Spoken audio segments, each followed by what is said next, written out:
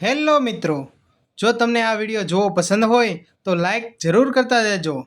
જો તમારી પાસે રાતોરાત કરોડ રૂપિયા આવી જાય તો તમે શું કરશો?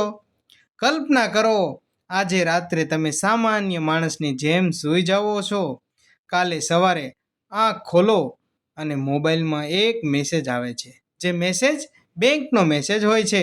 તમારા ખાતામાં 5 કરોડ રૂપિયા જમા થઈ જાય છે. એક ક્ષણ માટે તમને લાગે છે કે કોઈ મજાક છે.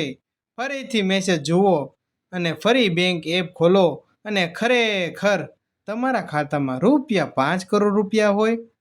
હવે એક પ્રશ્ન તમારો, તમે શું કરશો? નવી કાર ખરીદશો, મોટો બંગલો બનાવશો, વિદેશ ફરવા જશો કે પછી નાની તમારી નોકરી છોડી દેશો?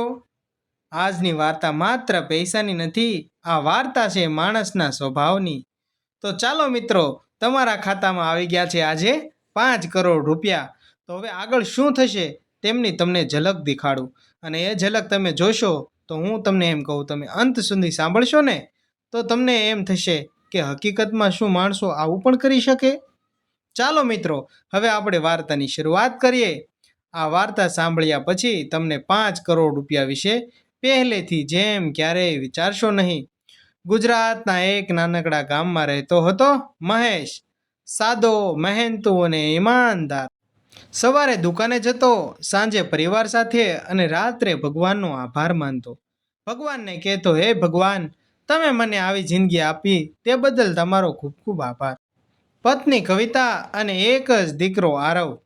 વૃદ્ધ માતા, બસ એટલું જ તેનું આખું પરિવાર અને તેનું આખું વિશ્વ. પૈસા વધારે નહોતા પણ મનમાં શાંતિ બહુ જ હતી. આખા ઘરમાં સંપ. દીકરો એક કામે અને આખું ઘર પોતાનું ગુજરાન ચલાવે. એક દિવસ સવારમાં મોબાઈલ વાગ્યો, બેંકનો મેસેજ. મહેશે વિચાર્યું હશે કે કદાચ પગાર આવ્યો હશે, પણ સ્ક્રીન પર જે લખેલું હતું તે જોઈને તેના હાથ ધ્રુજવા લાગ્યા. ખાતાની અંદર રોકડા રૂપિયા 5 કરોડ રૂપિયા. જ્યારે તે પગાર 30 થી 20 હજારનો પગાર પાડતો, એની જગ્યાએ ઠામુકા તેને 5 કરોડ રૂપિયા દેખા. તેની આંખો અસમસ થઈ ગઈ. તેને લાગ્યું કે કોઈ ભૂલ થઈ ગઈ છે. તેણે બેંકમાં ફોન કર્યો. અધિકારીએ કહ્યું, સર, તમારા દૂરના કાકાએ, જેમને કોઈ સંતાન નહોતું, તેમણે વસિયતમાં તમારી પસંદગી કરી હતી. તેમની મિલકત વેચાઈ છે અને તમારા કાયદાકીય પ્રક્રિયા પૂર્ણ થયા પછી આ રકમ તમારા ખાતામાં જમા થઈ ગઈ છે.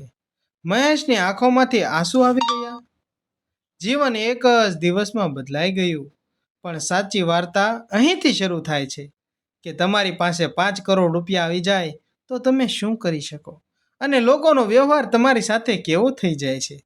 સાંજ સુધીમાં આખા ગામને ખબર પડી ગઈ કે લોકો વર્ષોથી બોલતા નહોતા તેઓ પણ હસતા અને હસતા ઘરે આવવા લાગ્યા. દૂરના મહેમાનો પણ આવવા લાગ્યા.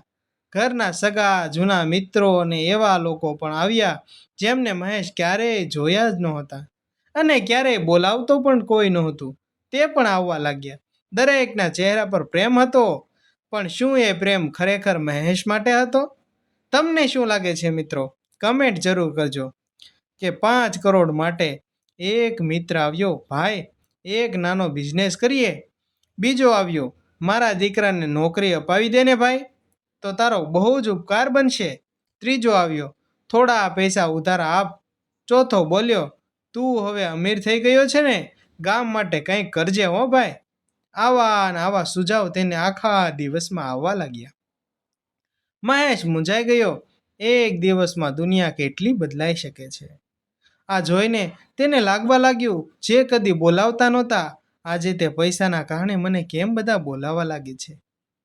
રાત્રે તેની માતાએ માત્ર એક જ વાત કહી, બેટા, પૈસા આવવાથી લોકો બદલાતા નથી, લોકો કેવા છે એ દેખાવા લાગે છે. અને વાત પણ સાચી છે. જ્યારે તમારી પાસે ખૂબ પૈસા હોય અથવા જ્યારે તમારી પાસે સમૂથા પૈસા જ ના હોય, બે ટાણે તમને લોકોનો સાહ કેવા છે તે ખબર પડી જતી હોય છે. આ શબ્દો મહેશના મનમાં ઉતરી ગયા. આગળના દિવસે તેણે નિર્ણય કર્યો, સૌથી પહેલાં માતાનું વર્ષો જૂનું અધૂરું ઘર પૂર્ણ કરશે. પછી દીકરાના ભવિષ્ય માટે શિક્ષણના ફંડ બનાવ્યો, પત્નીના સુરક્ષા માટે પૈસા રાખી મૂક્યા, પછી ગામની શાળામાં નવી લાઇબ્રેરી બનાવી, ગામની હોસ્પિટલમાં મશીનો આપ્યા, ગરીબ બાળકો માટે સ્કોલરશિપ શરૂ કરી. લોકો આશ્ચર્યમાં પડી ગયા. કોઈને લાગતું હતું કે હવે મહેશ મોંઘી કારમાં ફરશે, પણ મહેશ આજે પણ એ જ સાદી બાઇક પર જતો હતો. કોઈકે પૂછ્યું, આટલા પૈસા હોવા છતાં તું બદલાયો કેમ નથી? મહેશે કહ્યું, જો પૈસા માણસને બદલી નાખે તો એ સંપત્તિ નથી, સજા છે. અને હકીકતમાં ઘણા પાસે પૈસા થઈ જાય તે 2 ફૂટ ઊંચા હાલવા લાગે છે. જો તમને આ મારી વાત સાચી લાગી હોય તો લાઈક જરૂર કરજો. પણ દરેકને મહેશની ખુશી ગમતી નહોતી. એક માણસે નકલી દસ્તાવેજ બનાવીને કેસ કર્યો, બીજાએ સોશિયલ મીડિયામાં અફવા ફેલાવી દીધી, અને ત્રીજો છેતરપિંડીના કરવાનો પ્રયાસ કર્યો હતો. મહેશને સમજાઈ ગયું, મોટો પૈસો સાથે મોટી મુશ્કેલીઓ પણ આવે છે. પણ તેને એક નિયમ બનાવ્યો, કોઈ પણ નિર્ણય ઉતાવળમાં નહીં લે. કોઈ પણ નિર્ણય ચોક્કસતાપણે સાચવી વિચારીને જ લેશે. દરેક રૂપિયા પાછળ વિચારશે, દરેક સહી પહેલાં તપાસ કરશે, મિત્ર પહેલાં સમય. અને આ 3 નિયમોને તેને કરોડો રૂપિયા કરતાં પણ વધુ સમૃદ્ધ બનાવી દીધો હતો. 5 વર્ષ પછી મહેશ પાસે હજુ પણ કરોડોની સંપત્તિ હતી, પણ તેની સૌથી મોટી કમાણી શું હતી? લોકો તેને જોઈને કહેતા, આ માણસ પાસે પૈસા છે, પણ પૈસાએ આ માણસને ખરીદ્યો નથી. એ જ સાચી જીવનની હકીકત છે. માણસ પાસે પૈસા ગમે તેટલા હોય, પણ પોતાની માનવતા ક્યારેય ગુમાવવી ના જોઈએ. દરેક સાથે સરખો વ્યવહાર રાખવો જોઈએ, અને જીવનમાં નાના મોટા દરેકને બોલાવવા જોઈએ. હું તમને ફરી એક વખત એ પ્રશ્ન પૂછું છું, જો આજે રાત્રે તમારા ખાતામાં પણ રાતોરાત 5 કરોડ રૂપિયા આવી જાય તો તમે શું કરશો? મોટો બંગલો, લક્ઝરી કાર અને વિદેશની સફર, કે પછી કોઈનું જીવન બદલી નાખે એવી એક કામ કરશો? જવાબ કદાચ પૈસા નહીં, તમારા વિચારોમાં છુપાયેલો છે. તમારી પાસે પૈસા નથી, પણ અનુમાન લગાવો કે તમારી પાસે જો એટલા પૈસા હોય તો તમે શું કરી શકો? કોઈની મદદ કરો, અને જો અત્યારે તમારી પાસે ના હોય છતાં પણ મદદ કરશો, એક સમયે તમારી પાસે પણ કરોડ રૂપિયા આવી જશે.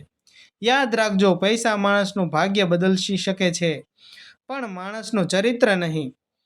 તેના પોતાના જ નિર્ણયો જ બનાવે છે. અને જીવનમાં સૌથી મોટો કરોડપતિ એ નથી જેની પાસે સૌથી વધુ રૂપિયા હોય. સૌથી કરોડપતિ તો એ છે જેની પાસે પૈસા હોવા છતાં માનવતા હજુ પણ જીવતી હોય છે. વાર્તાનો બોધ: રાતોરાત મળેલી સંપત્તિ જીવન બદલી શકે છે, પરંતુ સાચી સમૃદ્ધિ સમજદારી અને સંયુક્ત પરિવાર, સેવા અને સારા ચરિત્રમાં વસે છે. પૈસા તમારા હાથમાં રહેવા જોઈએ, તમારા હાથમાં, માથા પર નહીં. જીવનમાં આવી એક સફળતા મળી જાય તો જીવન ઉન્નતિભર્યું બની જાય.